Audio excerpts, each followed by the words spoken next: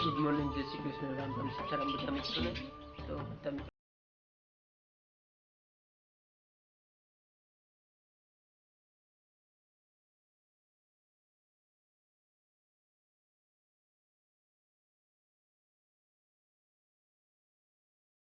બે ત્રણ દિવસ પહેલાં જે બ્લોગ મૂક્યો હતો એમાં ઘણા બધા મિત્રો પૂછતા હતા કે આ રેસીને તમારે હું યુઝ કરો, તો એ અત્યારે આપણે તમને અહીંથી બતાવી દઈએ કે હું કામમાં લેવાની છે. એમાં આપણે તો કામ અત્યારે થવા જેવું નથી, થોડાક ટાઈમ પછી જ એમ ફ્રી હોય એમ, તો એ બધી આપણે તમને બતાવી. પછી આ બાજુ બહાર રસોઈ બનાવી પણ બતાવી. તો જરૂર આજનો વિડીયો પૂરો જોજો, અને જે મિત્રો ચેનલ ઉપર નવો આવ્યો તો ચેનલને પણ સબસ્ક્રાઈબ કરી નાખજો. તો ચાલો આગળ આપણે વિડીયોની શરૂઆત કરીએ. તો જો એ રેતી યુઝમાં લેવાની છે ને, એમાં જો આ સામે જે તમે બાયણું જુઓ આપણે બોયડી અહીંયા, તો એ ચેન્જ અત્યારે કરવાનું છે. હાલ કેમ કે અહીંયા જો બોયડીની બધું ઓલું થઈ ગયું છે, એટલે કેમ કે એને હવે હાલ બાજુ સામે જો જે આપણે બદામ રહી એ બાજુ લગાવવાનું છે. ને બાકી બીજું કામ એવું કે આ ટાયરને રિપેર કરવાનું, પ્લાસ્ટર ને નીચે કેમ કે થોડુંક તાબા જેવું એવું, તો એ બધું કરવાનું પડતું. જેમ જેમ આપણે ફ્રી હોય વાડીના કામમાંથી એ પ્રમાણે ધીરે ધીરે આગળ કામ કરશું. અત્યારે તો જે આ બાયણું છે એ મોસ્ટલી કહેવાય કે ચેન્જ કરવાનું વધારે છે કામ, પણ તો જે વાડીએ પણ કામ ચાલુ છે. હવે તો કેમ કે હમણાં રાયડો પણ થઈ જઈશ વાટે એવું, એટલે આપણે વાત કરી જ છીએ કે જેમ ફ્રી હોય એમ કરતા હોય ફ્રી ખાટુંથી.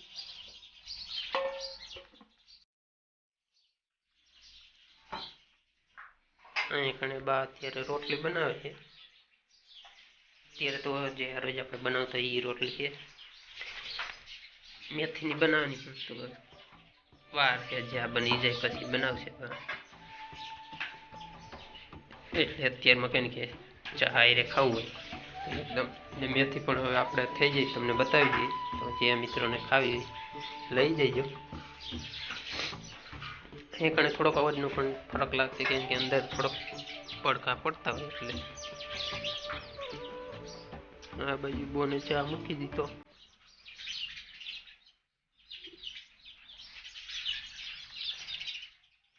એ જો ચકલા સવારમાં આવી ગયા ચણવા, સાથે ઓલાડી પણ એક છે.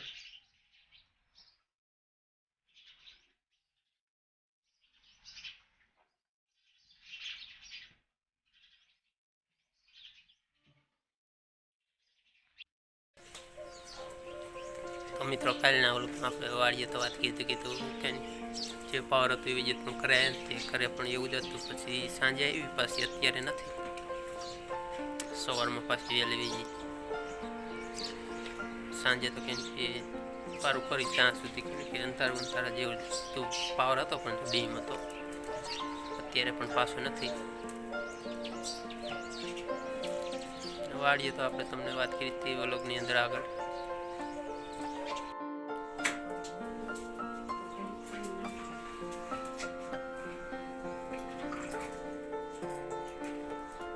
તો આ બાજુ તૈયારી ચાલુ થઈ જાય, કેમ કે જે મેથીવાળી રોટલી બનાવવાની એની.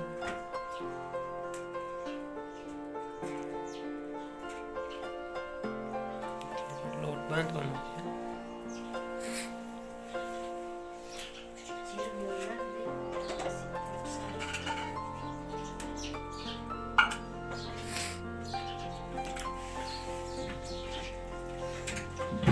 મસ્ત તો અગાઉ વગર નીકળ્યું જે લસણ વાળું હોય એટલે.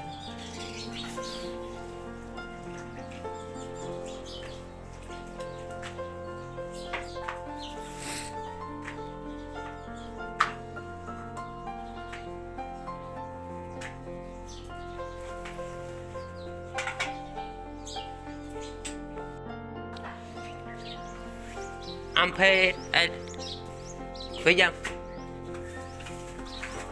ફેર હજી આમ ભાઈ જા હા ખૂણામાં. હા હા હા હા હા હા હા હા હા હા હા.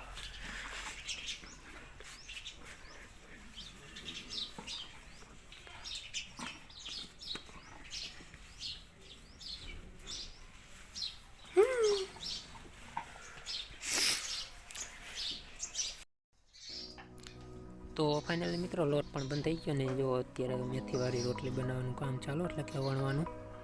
હવે તો જો કે વણી રહેવા આવી, લાસ્ટ જ અત્યારે વણવાની રહી, બાકી જો હાલ બધી વણી રાખી છે.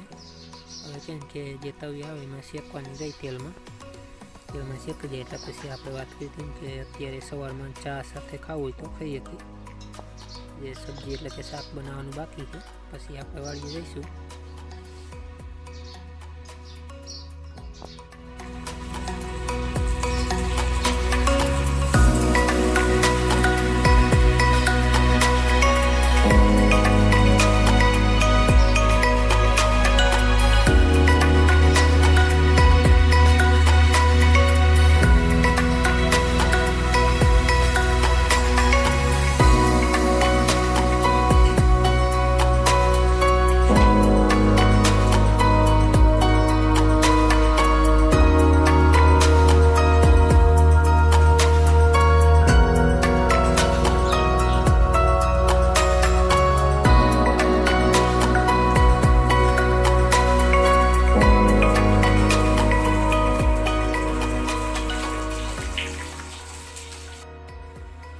તો ચાલો મિત્રો, શીરાવી તો આવી જાય. જો બધું કમ્પ્લીટ થઈ ગયું, ચા પણ ગરમા ગરમ તૈયાર થઈ ગયો છે. અને આ બાજુ આપણે વાત કરી મેથીવાળી રોટલી પણ શેકાઈ ગઈ છે, તો આપણે પણ શીરાવી લઈ.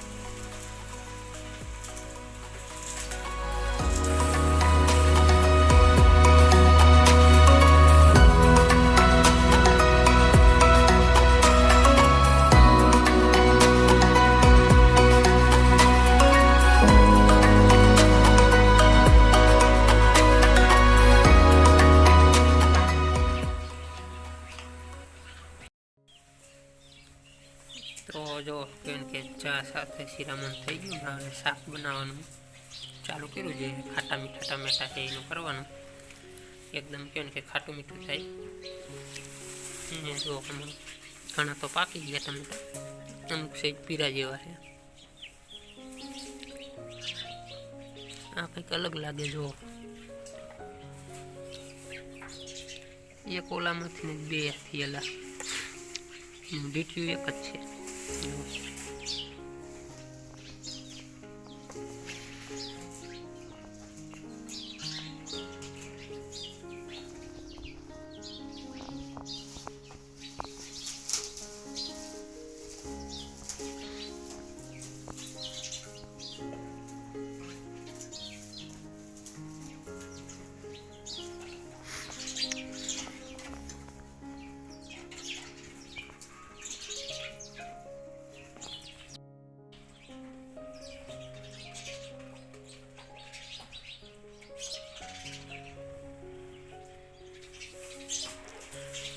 બે ત્રણ પીરા જેવા નાખજો એટલે થોડું ખાટું થાય.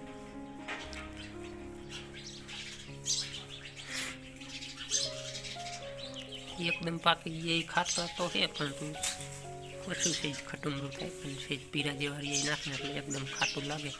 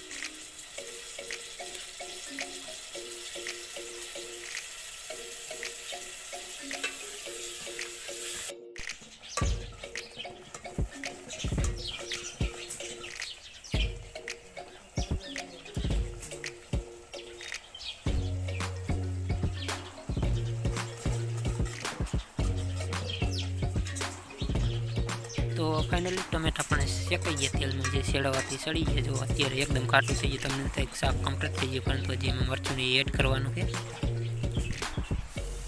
તો જો આ મરચું પણ એડ થઈ ગયું, હવે ઉકળવા દે એટલે આપણું શાક બનીને કમ્પ્લીટ. તો ચાલો અત્યારના વિડીયોમાં આટલું જ રાખીએ, પછી વિડીયો મોટો થઈ જશે, વાડીનું પણ એડ કરશું. તો આપણે તમને મળીએ વાડીએ જઈને. ત્યાં સુધી બધા મિત્રોને જય હિન્દ અને જય ભારત.